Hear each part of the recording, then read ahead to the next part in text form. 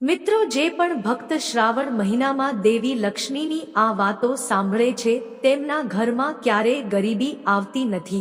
આ વાર્તા જ સાંભળ્યા પછી તમને ખબર પડશે કે આ 5 લક્ષણો વાળી મહિલા સાક્ષાત લક્ષ્મીનું સ્વરૂપ માનવામાં આવે છે અને માતા લક્ષ્મી આવી મહિલાઓના ઘરે ચોક્કસ રોકાય છે। મિત્રો, એક સમયે દેવર્ષિ નારદ પૃથ્વીલોકના આકાશમાં ભ્રમણ કરી રહ્યા હતા। ત્યારે તેણે જોયું કે એક સ્ત્રી તેના ખરાબ ગુણોને કારણે તેના ઘરમાં મુશ્કેલીઓનો સામનો કરી રહી છે, જેના કારણે તે સ્ત્રીનો પતિ તેની પત્નીથી ખૂબ નારાજ હતો। તેના કારણે તેમના ઘરમાં ગરીબીનો પડછાયો હતો। આકાશ માર્ગ પર ઊભા રહીને નારદજીએ જોયું કે એક સારી વર્તણૂકવાળી સ્ત્રી જે પોતાના પતિની સાચા દિલથી અને સમર્પણથી સંભાળ રાખે છે, તે સ્ત્રી તેના પરિવારની સેવા કરે છે। તે ખૂબ જ ખુશ છે અને તેની કોઈ કમી નથી, તેના પરિવારમાં સંપત્તિ છે। તો દેવર્ષિ નારદજીના મનમાં ઘણા પ્રશ્નો ઉદ્ભવે છે કે સ્ત્રીઓમાં આવો ભેદભાવ શા માટે છે અને તેના કારણો શું છે અને તે કયા કારણો છે જેના કારણે સ્ત્રીને દેવી લક્ષ્મીનો પ્રતીક માનવામાં આવે છે, જેના ઘરમાં સંપત્તિની કમી નથી। દેવર્ષિ નારદ આવું વિચારી રહ્યા હતા ત્યારે તેમના મનમાં એક યુક્તિ આવી। ત્યારે તે માં લક્ષ્મી પાસે જઈ પહોંચ્યા। દેવર્ષિ નારદજીને આવતા જોઈને માતા લક્ષ્મી પૂછે છે, દેવર્ષિ નારદજી, હે નારાયણ ભક્ત દેવર્ષિ નારદજી, તમે આજે અમારી પાસે કયા હેતુથી આવ્યા છો? ત્યારે દેવર્ષિ નારજી કહે છે, હે માતા, હું આજે તમારી પાસે મારા કેટલાક પ્રશ્નોના નિરાકરણ માટે આવ્યો છું। દેવર્ષિ નારદજી, મને કહો, તમારા એવા કયા પ્રશ્નો છે જેના ઉદ્દેશ્યથી તમે આજે અમારી પાસે આવ્યા છો? તમારા પ્રશ્નો પૂછો, હું ચોક્કસ તમારા પ્રશ્નોના જવાબ આપીશ। તો દેવર્ષિ નારદજી કહે છે, હે માતા, આજે જ્યારે હું પૃથ્વીલોકના આકાશ માર્ગેથી ભટકતો હતો ત્યારે મેં જોયું કે એક સ્ત્રી તેના ઘરમાં મુશ્કેલીઓનો સામનો કરી રહી છે, જેના કારણે તેના ઘરમાં શોક છે અને બીજી બાજુ એક સ્ત્રી હતી જે તેના પતિનું પાલન કરતી હતી, તેના પરિવારની સંભાળ રાખતી હતી, સમયસર ભગવાનની પૂજા કરવી અને તેના ઘરમાં પૈસા અને સંપત્તિની કોઈ સમસ્યા ન હતી। હે માતા, હું તે સ્ત્રીના 5 લક્ષણો વિશે જાણવા આવ્યો છું। જો આ લક્ષણો કોઈ 5 સ્ત્રીમાં વિદ્યમાન હોય છે તેવી સ્ત્રીને તમારી સમાન માનવામાં આવે છે। દેવર્ષિ નારદજીના આ શબ્દો સાંભળીને માતા લક્ષ્મી કહે છે, આજે તમે મને આ ખૂબ જ મહત્વપૂર્ણ પ્રશ્ન પૂછ્યો છે, જેથી આ કળિયુગની પેઢીને આ પ્રશ્ન ખૂબ જ મહત્વપૂર્ણ છે। પણ હે દેવર્ષિ, હું એક નાની વાર્તા દ્વારા તમારા પ્રશ્નનો જવાબ આપીશ। પછી દેવી લક્ષ્મીજી વાર્તા સંભળાવવાનું શરૂ કરે છે। દેવર્ષિ નારદ કહે છે, હે માતા, હું આ કથા સંપૂર્ણ સાંભળીશ અને તેને પ્રસિદ્ધ પણ કરીશ આખી દુનિયામાં। દેવી લક્ષ્મીજી કહે છે કે હે દેવર્ષિ, એક સમય એક ગામમાં 2 પતિ પત્ની રહેતા હતા। ભગવાનની કૃપાથી તેમના ઘરમાં કોઈ પણ વસ્તુની કમી ન હતી, બધા જ પ્રકારના સુખ તેમના ઘરમાં હતા। એક દિવસની વાત છે, કોઈ કારણસર તે પતિ પત્નીમાં ઝઘડો આરંભ થયો। તેમની વચ્ચે ઝઘડો એટલો વધી ગયો કે પત્નીએ તેના પતિને ગાળો આપવાનું શરૂ કર્યું અને જ્યારે પત્નીએ તેના પતિને ગાળો આપવાનું શરૂ કર્યું ત્યારે પતિ ગુસ્સે થઈ ગયો અને ગુસ્સામાં તેણે પત્નીના ગાલ પર જોરથી થપ્પડ મારી અને જ્યારે ગાલ પર તમાચો માર્યો ત્યારે પત્ની પણ પતિ પર આગ બબૂલા થઈ ગઈ। પતિ પર ગુસ્સે થઈને ખોટા શબ્દો કહ્યા। સ્ત્રીને 2 બાળકો હતા, એક છોકરો અને એક છોકરી।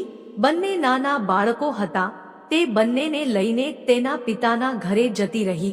રાતનો સમય હતો અને રાતમાં જ તે પત્ની તેના બંને બાળકોને લઈને તેના પિતાના ઘરે જવા નીકળી ગઈ।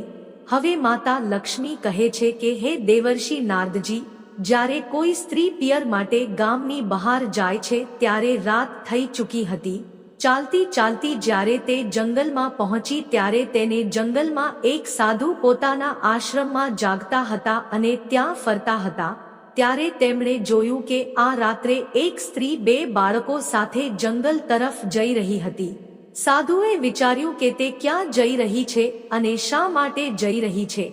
પછી સાધુએ મનમાં વિચાર્યું કે મહિલાને રોકીને પૂછવું જોઈએ શું વાત છે કે તું આટલી મોડી રાતે આ જંગલમાંથી પસાર થઈ રહી છે. પરંતુ તેને ખ્યાલ આવ્યો કે જો એક સાધુ રાતમાં એક સ્ત્રી સાથે વાત કરશે તો આ સમાજ ખોટું વિચાર છે કે એક સાધુ સ્ત્રી સાથે જંગલમાં વાત કરે છે.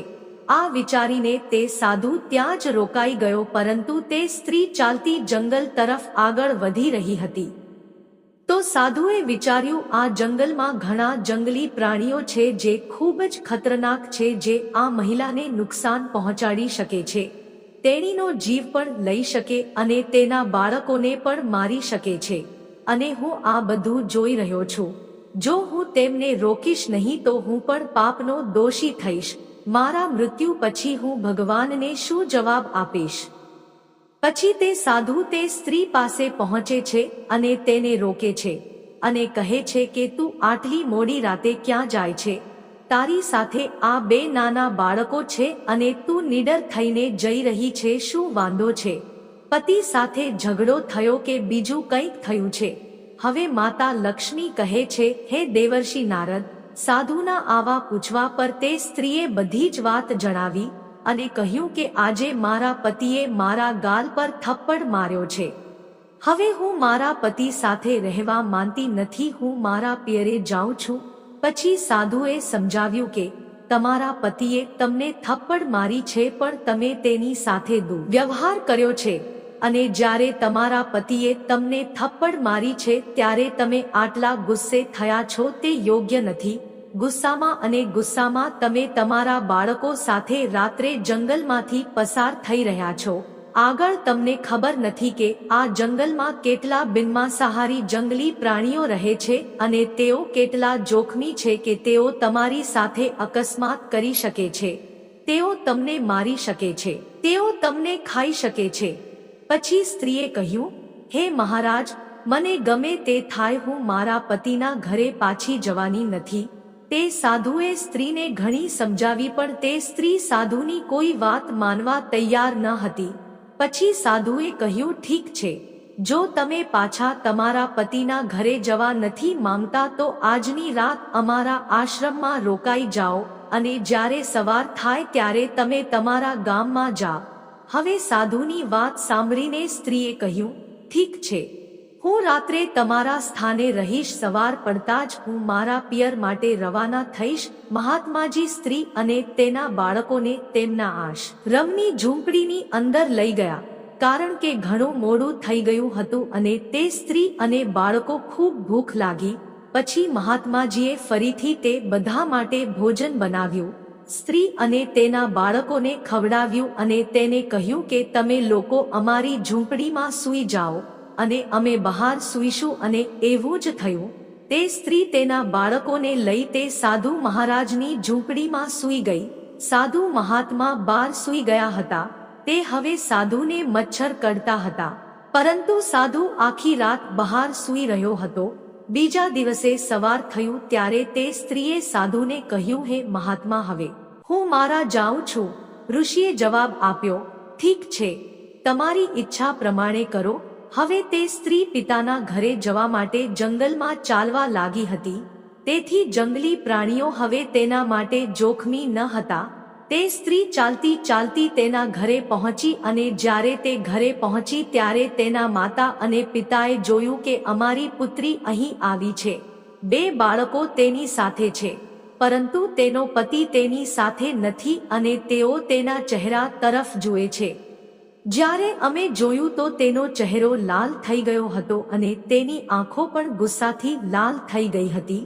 ત્યારે પિતા સમજી ગયા કે એવું લાગે છે કે અમારી પુત્રી અને જમાઈ વચ્ચે ઝઘડો થયો છે.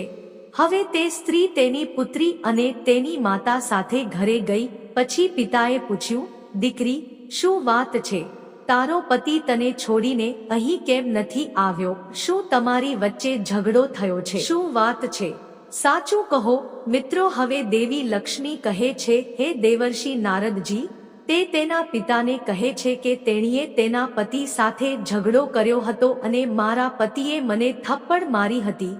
પિતાએ કહ્યું, દીકરી, તારા પતિએ તારો ગાલ માર્યો તે સાચું છે, તેણે ખોટું કર્યું છે, પરંતુ તાળી એક હાથે નથી વગાડવામાં આવે છે, તાળીઓ બંને હાથથી વગાડે છે.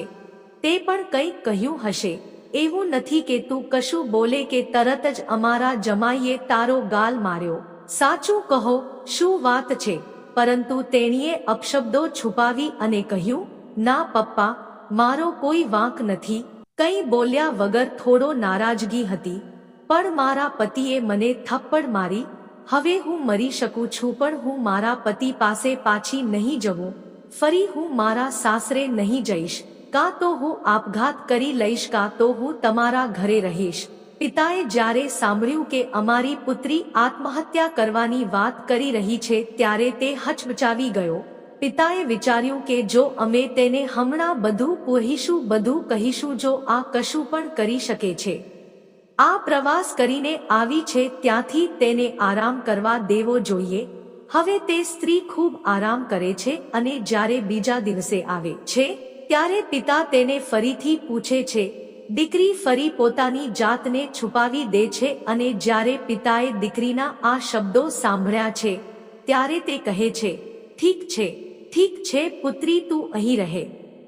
મિત્રો, હવે તે તેના પિતાના ઘરે રહેવા લાગે છે. તેના સમયગાળા દરમિયાન તે મહિલાના સાસરિયાઓ તેના સસરા હતા. જ્યારે તેઓએ સવારે જોયું કે અમારી વહુ ઘરે નથી, તેમના પુત્રને બોલાવીને પુત્રને પૂછ્યું, દીકરા, અમારી વહુ ક્યાં છે? તે ક્યાં ગઈ છે? ત્યારે પુત્રએ કહ્યું, મારે તેની સાથે ઝઘડો કર્યો હતો, તેથી તે રાત્રે તેની સાથે બાળકો લઈને તેના પિતાના ઘરે ગઈ છે. પિતાએ પુત્રને પૂછ્યું કે ઝઘડો કેમ થયો? ત્યારે તે પુત્ર જવાબ આપ્યો, પિતાજી, ઝઘડો ખૂબ નાનો હતો પણ વાતોમાં ઝઘડો ખૂબ મોટો થઈ ગયો.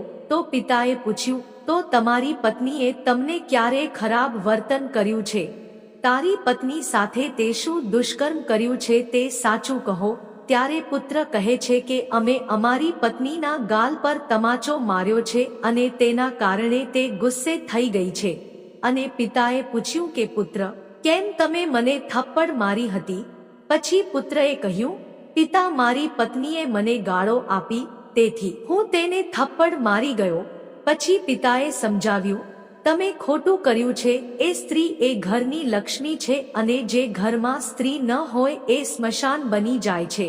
એ ઘરમાં કોઈ પણ અકસ્માત થઈ શકે છે, કોઈ પણ નુકસાન થઈ શકે છે. એટલે જ લક્ષ્મી એ ઘરની રખાત છે. તમે એની સાથે ખોટું કર્યું એટલે તે ગુસ્સે થઈને ચાલ્યો ગયો. તમે જાવ અને તમારી વહુને સાસરેથી અહીં લઈ આવો. પિતાજી, હું પણ માનું છું કે એક સ્ત્રી ઘરની લક્ષ્મી હોય છે, પણ તેણે લક્ષ્મીનું કામ નથી કર્યું. તે સાવ કુલક્ષણી છે. મારી સાથે દુર્વ્યવહાર કર્યો અને અમે બહુ ગાળો આપી. તેનામાં લક્ષ્મીનું કોઈ પાત્ર નથી દેખાતું.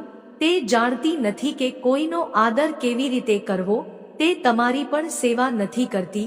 જો અમારી કોઈ મિત્ર અમને મળવા આવે તો તે તેની ઈર્ષ્યા કરવા લાગે છે. હવે પપ્પા, કૃપા કરીને મને કહો કે જે વ્યક્તિનું સમાજમાં વર્તન બરાબર નથી, જેને 4 લોકો પણ ઓળખતા નથી, તેથી સ્ત્રીની ફરજ છે કે કોઈ પણ તેના પતિને મળવા આવે ત્યારે તેનું સન્માન કરે. તેને ખવડાવવા આવે છે, તેના માટે ભોજન રાંધવા આવે છે. પણ પિતાજી, આપણી સ્ત્રીઓમાં એવો ગુણ નથી કે આપણે આપણી પત્નીને લક્ષ્મી કહીએ. તમે તો એ પણ નથી જાણતા કે એક દિવસ ભિખારી દરવાજે આવ્યો. તે ભીખ માંગતો રહ્યો અને તેણે દરવાજો બંધ કરી દીધો. ગરીબ માણસ લાંબા સમય સુધી બૂમો પાડતો રહ્યો, માતા, મને ભિક્ષા આપો, માતા, મને ભિક્ષા આપો. ગરીબ માણસ ભીખ માંગતો રહ્યો પણ તેણે દરવાજો ખોલ્યો નહીં. તમે જાણો છો કે જે સ્ત્રી ભિખારીને ભિક્ષા નથી આપતી તે લક્ષ્મી કહેવાનો અધિકાર ગુમાવે છે, કારણ કે દુનિયામાં જો કોઈ સૌથી નીચું કામ હોય તો તે ભીખ માંગે છે. તે માત્ર તેના પાપી પેટ માટે અન્નની ભીખ માંગે છે અને જો કોઈ તેને ભિક્ષા ન આપે તો તે વ્યક્તિ તેના કરતાં પણ નીચો છે. તેથી અમને મારી પત્નીમાં લક્ષ્મીનું કોઈ વ્યક્તિત્વ જોવા મળતું નથી. લક્ષ્મીનું કોઈ સ્વરૂપ મને દેખાતું નથી. પછી પિતા તેને સમજાવે છે કે દીકરા, તું નહીં સમજે, તું અજ્ઞાનતા જેવી વાત કરે છે. હું માનું છું કે તારી પત્નીમાં લક્ષ્મી પ્રકારનો કોઈ દેખાતો નથી. તે તમારા મળવા આવેલા મિત્ર અથવા કોઈ પણ ભિખારીને માન નથી આપતી. તે તમારી સાથે દુર્વ્યવહાર કરે છે. હું સંમત છું કે તમે જૂઠું નથી બોલતા, પરંતુ તમે હજી સુધી પતિનો ધર્મ નથી જાણતા. પતિનો ધર્મ એ છે કે જો પત્ની તેના પતિને ગાળો આપે પછી તેણી કદાચ ભૂલ કરી રહી છે, કદાચ તેણીમાં બુદ્ધિનો અભાવ છે, કદાચ તેણીને દુર્વ્યવહાર વિશે જ્ઞાન નથી. હું શું કરી રહ્યો છું કે હું મારા પતિને ગાળો આપું છું? આ રીતે તમારી પત્નીને સમજાવવું એ પતિનો ધર્મ છે કે જો પત્ની ખોટા રસ્તે ચાલી રહી હોય કે ખોટો રસ્તો અપનાવી રહી હોય, ન કોઈને માન આપતી હોય, ન તો તે પોતાના પતિને માન આપતી હોય કે ન તેના પરિવારનું સન્માન કરતી હોય, તો પતિની સૌથી મોટી જવાબદારી તેને સમજાવવાની છે. પતિનું કામ તેણીને સમજવાનું અને જાગૃત કરવાનું અને તેને જ્ઞાનથી ભરી દેવું અને અજ્ઞાનને ભૂંસી નાખવું. પતિએ તેની પત્નીને સમજાવવું જોઈએ કે આવું કામ તારા માટે યોગ્ય નથી. તેથી તેને સમજાવવાની તારી ફરજ છે અને તારે તેને સમજાવવી જોઈતી હતી. પણ તે શું કર્યું? તે તેના ગાલ પર થપ્પડ મારી, પણ તે સમજાવ્યું નહીં. તારી પત્નીને તે ખોટું કર્યું છે. અમારો આદેશ છે, તારી ભૂલ થઈ છે તો તારા સાસરે જઈને તારી પત્નીને જલ્દી બોલાવી લે.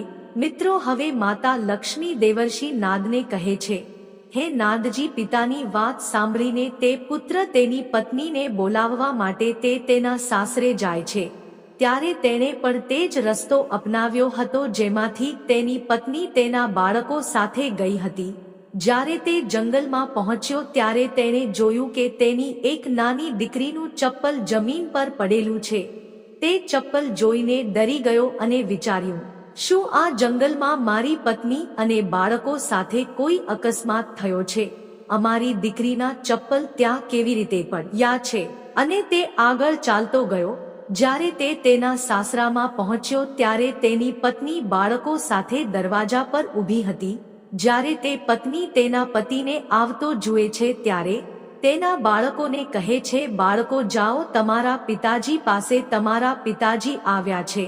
તે બાળકોને તેમના પિતા પાસે મોકલશે અને તે પોતે જ દરવાજો બંધ કરીને અંદર જતી રહે છે.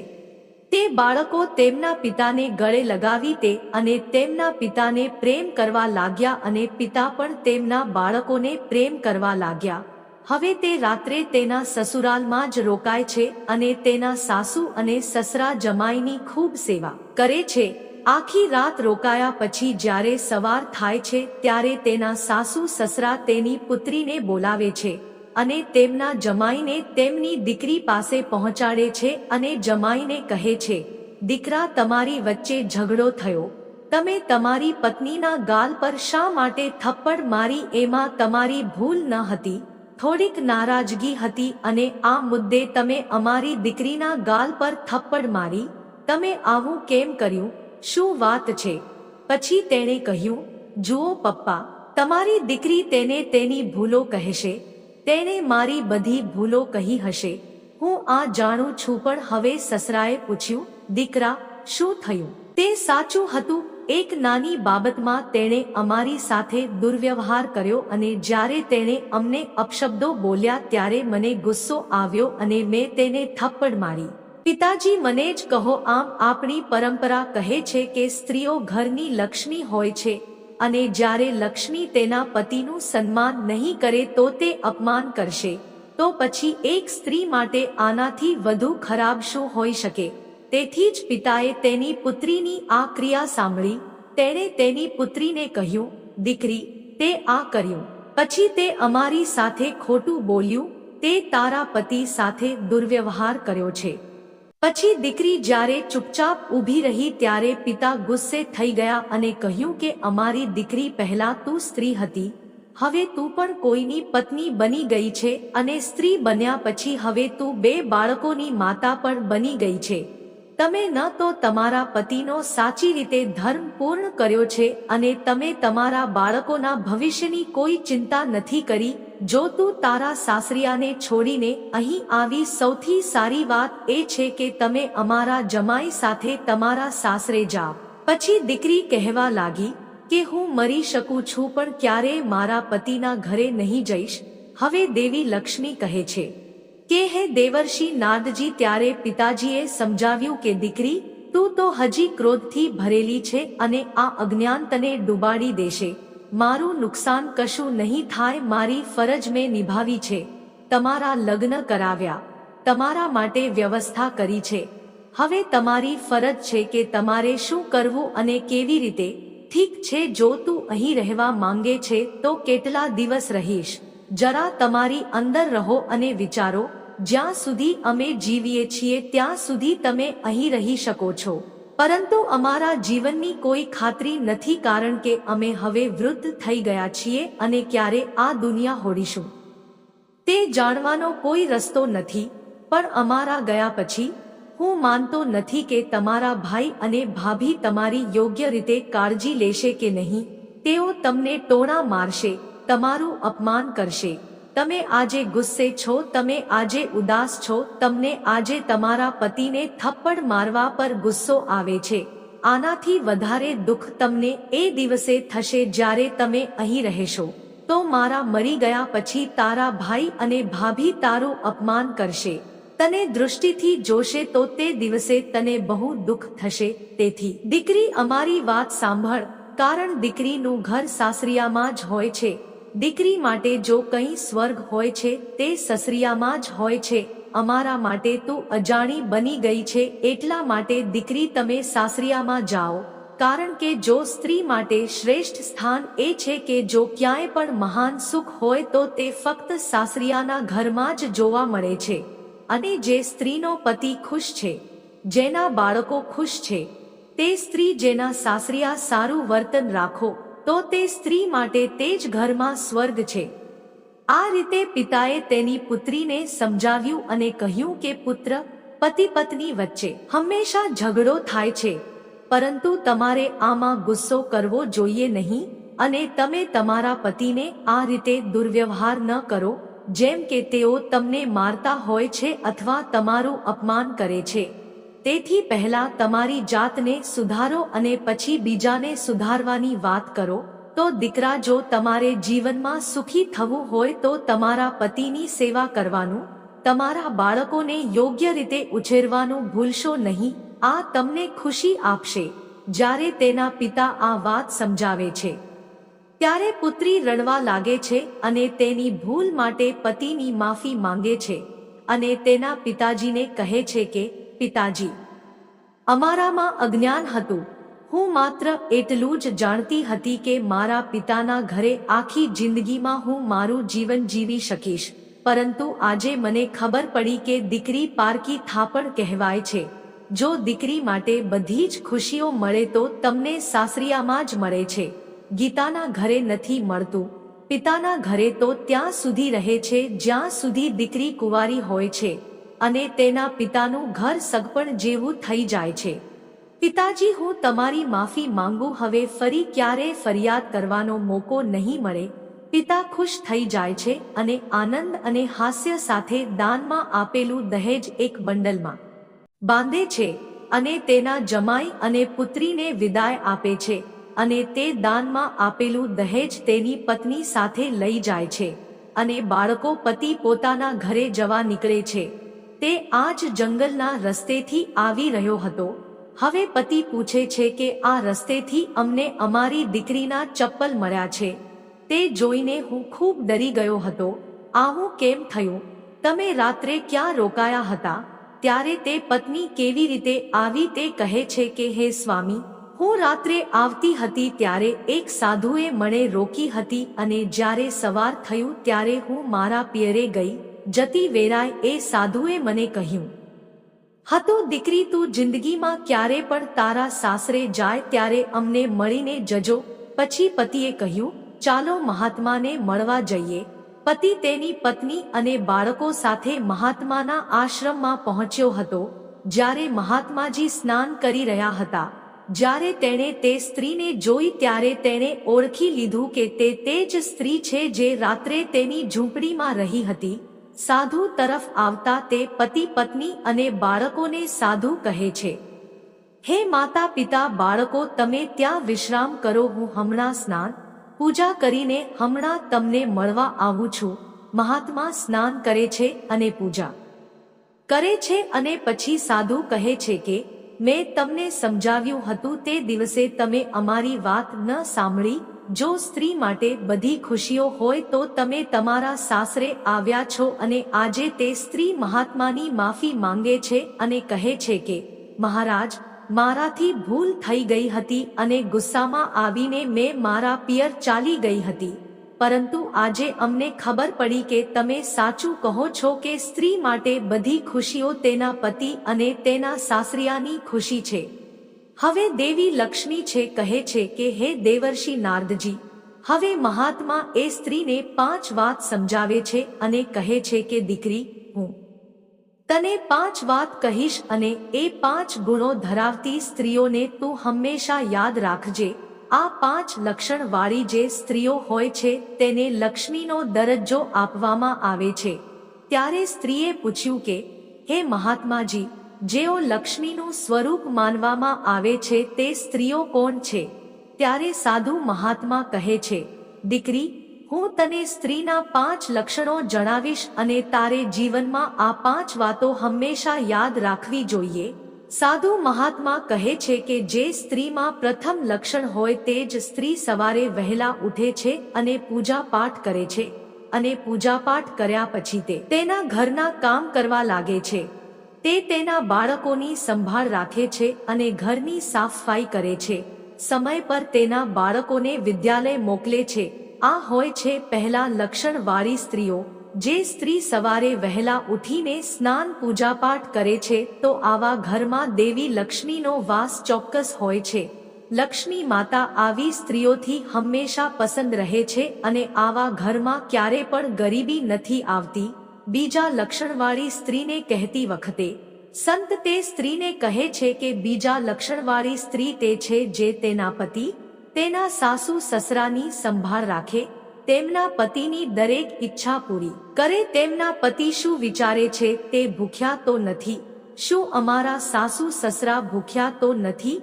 જે સ્ત્રી તેમની સંભાળ રાખે છે તો તે સ્ત્રીને લક્ષ્મીનું સ્વરૂપ માનવામાં આવે છે અને લક્ષ્મી તેના પર પ્રસન્ન રહે છે. અને જે સ્ત્રી તેના બાળકો, તેના પતિ, સાસરિયા અને સાસરિયાની કાળજી નથી લેતી, ત્યારે દેવી લક્ષ્મી તેના પર ગુસ્સે થાય છે અને તે ઘર છોડીને જતી રહે છે, જેના કારણે તે ઘરમાં ગરીબી આવે છે. તેથી દરેક સ્ત્રીએ તેના પતિ, સાસરિયા અને બાળકોની યોગ્ય કાળજી લેવી જોઈએ. આ જ સ્ત્રીનું કર્તવ્ય છે અને આ જ સ્ત્રીનો ધર્મ છે. ત્રીજું લક્ષણ છે જે સ્ત્રી ક્યારેય તેના પતિને દુર્વ્યવહાર કરતી નથી, તેને માન આપે છે અને તેના સસરાનું પણ સન્માન કરે છે, તેને સારા શબ્દો બોલે છે, તેના પતિ સાથે મીઠી વાત કરે છે, તો તે સ્ત્રીને લક્ષ્મીનું સ્વરૂપ માનવામાં આવે છે. અને જે સ્ત્રીઓ તેમના પતિને અપમાનિત કરે છે, તેમના સાસુ સસરા સાથે દુર્વ્યવહાર કરે છે, તેમના પરિવારના સભ્યોને અપમાનિત કરે છે, તો તે સ્ત્રીને ક્યારેય લક્ષ્મીનો દરજ્જો આપવામાં આવતો નથી અને સમાજમાં તેનું અપમાન પણ થાય છે. તેથી દરેક સ્ત્રીની અંદર આ ગુણ હોવો જોઈએ કે સ્ત્રી કોઈની સાથે દુર્વ્યવહાર ન કરે, દરેક સાથે મીઠી વાત કરે અને દરેક સાથે સારું વર્તન કરે. ચોથું લક્ષણ ધરાવતી સ્ત્રી જે પોતાના ઘરે આવે છે તે જ સ્ત્રી ભિખારીને ભિક્ષા આપે છે, તે લક્ષ્મીનું સ્વરૂપ કહે છે. મહેમાનોનું સન્માન ન કરવું, ખાવા પીવાનું ન પૂછો, ભિખારીને ભિક્ષા ન આપો. ભિખારી દરવાજેથી બૂમો પાડતી રહે અને નિરાશ થઈ જાય તો સમજવું કે લક્ષ્મી એ ઘરમાં ક્યારેય આવતી નથી. જે સ્ત્રી ભિખારીને ભિક્ષ નથી આપતી કે મહેમાનનું સન્માન નથી કરતી, તે સ્ત્રી પર દેવી લક્ષ્મી ક્રોધિત થઈ જાય છે અને તે ઘર દરિદ્ર બની જાય છે. તેથી આ ગુણ સ્ત્રીમાં હોવો જોઈએ. તેના ઘરે આવનાર મહેમાન અને ભિખારી પણ છે. અને પાંચમી વિશેષતા એ છે કે જે સ્ત્રી સવારે વહેલા ઉઠે છે તે સવારે 4 વાગે ઉઠે છે અને ઘરના કામકાજ કરવા લાગે છે, વાસણો સાફ કરે છે, ત્યારે દેવી લક્ષ્મી તે ઘરમાં વાસ કરે છે. અને દેવી લક્ષ્મી ક્યારે તે ઘર છોડતી નથી. અને તે સ્ત્રીની પૂજા ફક્ત દેવી લક્ષ્મી જ કરે છે જેઓ મોડેથી જાગે છે, કલાકો સુધી સૂવે છે અને જાગ્યા પછી તેમનો મેકઅપ કરે છે. ન તો વાસણો જુઓ, ન ગંદા કપડાં સાફ કરો, ન તો ઘર સાફ કરો, ન ઝાડુ કરો. જો તે બાળકો તરફ ન જુએ, તેમના કપડાં ગંદા હોય, બાળકો ગંદા ફરતા હોય અને તે સાફ ન કરે, તો આવી સ્ત્રીઓ લક્ષ્મીના રૂપથી હંમેશ માટે વંચિત રહે છે. આવી સ્ત્રીઓ જે ઘરમાં હોય તો તે ઘરમાં દેવી લક્ષ્મી ક્રોધિત રહે છે અને તે ઘરમાં ક્યારેય નથી જતી. ઘર ગરીબ થઈ જાય છે અને તે ઘરમાં ક્યારેય સુખ શાંતિ નથી આવતી. માટે હે દીકરી, આ છેલ્લું પાંચમું લક્ષણ પણ દરેક સ્ત્રીમાં હોવું જોઈએ. તું સવારે મોડે સુધી ન જાગે, વહેલા ઉઠીને ઘર સાફ કરજે અને તમારા બાળકોને પણ ગંદા ન કરો. આ રીતે મહાત્મા આ 5 પ્રકારના આચરણવાળી સ્ત્રીઓની વાત કરે છે અને તે મહાત્માની માફી માંગે છે અને કહે છે કે હે મહારાજ, તમે કહ્યું છે સ્ત્રીઓમાં રહેલા આ 5 લક્ષણો જેના કારણે સ્ત્રી લક્ષ્મી માતાનું રૂપ બને છે, તો આજથી હું આ જ લક્ષણોને મારી અંદર પણ અપનાવીશ અને એ જ રીતે હું પણ જ્યારે મારી સાસરીમાં જઈશ ત્યારે આ 5 લક્ષણોની ફરજ નિભાવીશ. ઘર અને મારા સસરા, મારા પતિની સેવા કરીશ, મારા ઘરે આવનાર મહેમાનોની સેવા કરીશ અને ભિખારીને ભિક્ષા આપીશ. હું વહેલી સવારે ઉઠીશ, ઘર સાફ રાખીશ અને તેની સારી સંભાળ રાખીશ. તે સ્ત્રીની વાત સાંભળીને મહાત્મા ખૂબ જ ખુશ થાય છે અને હવે પતિ પત્ની મહાત્માની અનુમતિ લઈને સ્ત્રી તેના પતિ સાથે સાસરે આવે છે અને સાસરે જાય છે અને તેમના પગે પડીને ક્ષમા માંગે છે. હે પિતાજી, આજ પછી હું ક્યારેય દુઃખી થઈને જઈશ નહીં. હું તમારી સેવા કરીશ, હું મારા પતિની પણ સેવા કરીશ. તેના ઘરમાં સુખ અને શાંતિ છે. અને હવે દેવી લક્ષ્મી દેવર્ષ નારદજીને કહે છે કે દેવર્ષિ નારદજી, જો તે સ્ત્રીની અંદર હોય તો તે શું છે? તો તે સ્ત્રી સ્વયંને માતા લક્ષ્મીનું સ્વરૂપ માને છે અને જે સ્ત્રીના ઘરમાં હું રહું છું તે માતા લક્ષ્મીજીની વાત સાંભળીને ધન સંપત્તિથી ભરાઈ જાય છે. હે માતા, આજે તમે મને એક વાર્તા દ્વારા જે જ્ઞાન આપ્યું છે તે તમામ જ્ઞાનથી ભરપૂર છે. મિત્રો, એક વાર્તા દ્વારા સ્ત્રીઓ વિશેની આ 5 બાબતોથી વાકેફ કર્યા છે. સ્ત્રીઓ લક્ષ્મીનું સ્વરૂપ હોય તો તેમને લક્ષ્મીનો દરજ્જો મળે છે અને સમાજ તેમને લક્ષ્મી તરીકે જ જુએ છે. મિત્રો, તમારી બહેન દીકરી પત્નીને ક્યારે અપમાનિત ન કરવું. અને જો તમે માતા લક્ષ્મીના આશીર્વાદ મેળવવા ઈચ્છતા હોય તો કોમેન્ટ બોક્સમાં જય માં લક્ષ્મી ચોક્કસ લખજો અને સાથે જ તમારી પોતાની ચેનલને લાઈક, સબસ્ક્રાઇબ કરીને બેલ આઇકન પ્રેસ કરજો. જય શ્રી હરિ વિષ્ણુ, જય માં લક્ષ્મી. મળીશું એક નવી વાર્તા સાથે. ત્યાં સુધી રજા આપશો. તમારો ખૂબ ખૂબ આભાર.